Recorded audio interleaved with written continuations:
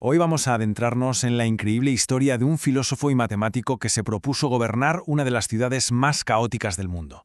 ¿Y cómo lo hizo? Pues básicamente convirtiendo sus teorías académicas en un experimento social a escala real.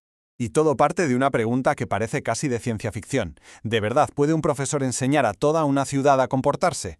Pues esta es la idea que define la carrera de Antanas Mokus, un hombre convencido de que los problemas sociales son, en el fondo, problemas educativos. A ver, la historia tiene un momento clave, y es este. En 1993, para hacerse oír entre 1000 estudiantes que no le hacían ni caso, el entonces rector, Antanas Mokus, pues se bajó los pantalones. Sí, como suena. Y ese gesto, ese acto de comunicación tan, digamos, sorprendente, fue lo que le catapultó de la universidad a la política. Pero claro, para entender cómo se llega a ese punto, hay que rebobinar un poco y ver de dónde venían sus ideas. Pues vamos a ello, a ver cómo fue forjando sus herramientas intelectuales. Para entender por qué hacía estas cosas tan poco convencionales, tenemos que meternos primero en su caja de herramientas teórica, la que fue construyendo a lo largo de los años como profesor e investigador.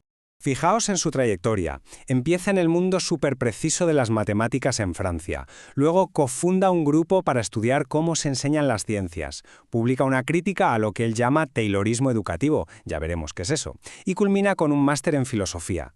O sea, es un viaje que va de los números puros y duros a preguntarse por la naturaleza misma del aprendizaje. Y desde el principio, una de sus grandes obsesiones era cómo nos relacionamos con el saber. Él hacía una distinción clave. Por un lado, la actitud científica, que es entender la ciencia de forma crítica. Y por otro, el cientificismo, que es básicamente admirar la ciencia como si fuera una religión, una verdad incuestionable. Él, por supuesto, apostaba por lo primero. Aquí entra una de sus grandes influencias, el filósofo Jürgen Habermas. Mokus se agarra a una idea fundamental. No es lo mismo actuar sobre las cosas, como mecánico con un motor, que comunicarse con las personas. Parece obvio, ¿verdad? Pero es que él veía que esto se estaba olvidando en un sitio clave, la educación. Y aquí está el meollo de su crítica. Él veía que la educación se estaba tratando como si fuera una fábrica, una cadena de montaje. Lo llamó taylorismo educativo. El profesor, en ese sistema, no es más que un operario que sigue instrucciones.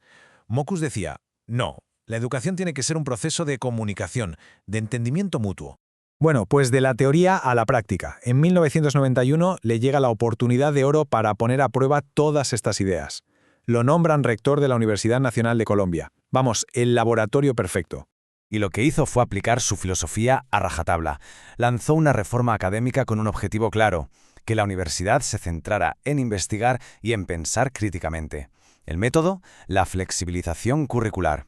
Básicamente le dio más autonomía a los estudiantes, rompió las barreras entre carreras, se trataba de empoderar al estudiante.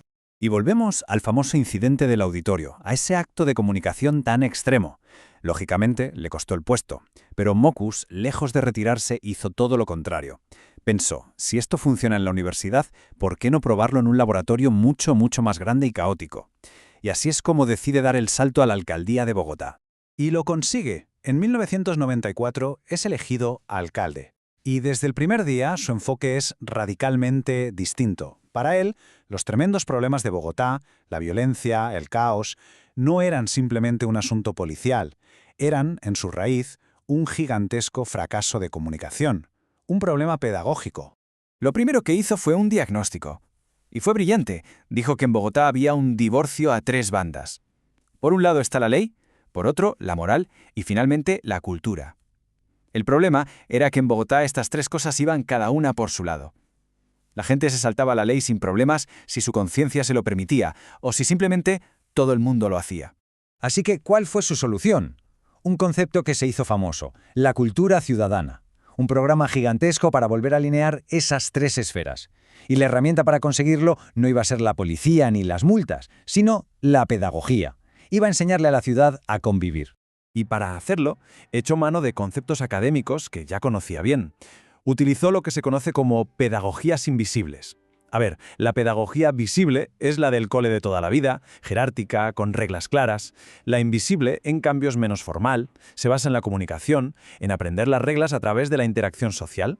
Y eso es lo que él aplicó a escala de ciudad. Y aquí vemos ejemplos concretos de cómo pasó de la teoría a la práctica. Es que es genial. El concepto, acción comunicativa. La política, poner a 420 mimos en los cruces para que se burlaran amablemente de los infractores. Acción colectiva, salir él mismo en un anuncio duchándose para enseñar a ahorrar agua, y el consumo bajó un 40%. O repartir tarjetas con el pulgar hacia arriba o hacia abajo para que la gente se regulara entre sí. Pura pedagogía en la calle. Y la gente podría pensar, bueno, esto es muy gracioso, pero ¿funciona? Pues fijaos en el dato. La tasa de homicidios se redujo un 70% durante su primer mandato. Un 70%. Los resultados fueron sencillamente espectaculares. Al tratar a la gente como estudiantes capaces de aprender y no como delincuentes, consiguió lo que la mano dura no había podido lograr en décadas.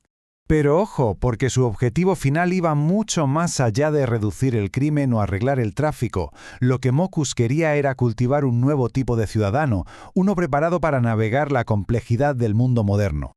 Y a este ciudadano ideal le puso un nombre muy curioso: el anfibio cultural. ¿Qué es eso? Pues una persona capaz de moverse como pez en el agua, o como un anfibio, mejor dicho, entre los distintos sistemas de reglas, el legal, el moral y el cultural. Alguien que no solo los entiende, sino que puede actuar como un puente entre ellos. Al final, como él mismo dijo, el objetivo es lograr un cambio de comportamiento voluntario y autorregulado. Toda su trayectoria ha sido un enorme experimento para demostrar el poder de tratar a las personas como seres inteligentes, de demostrar que si se nos enseña con creatividad y con respeto, podemos aprender a construir juntos una sociedad mejor. Y esto nos lleva a una última pregunta, que es casi obligada. Si la ciudad es una aula gigante, ¿quién nos está enseñando hoy? En esta época de redes sociales, de polarización, de noticias falsas, ¿quién o qué está moldeando nuestro comportamiento colectivo? Y sobre todo, ¿qué estamos aprendiendo de todo ello?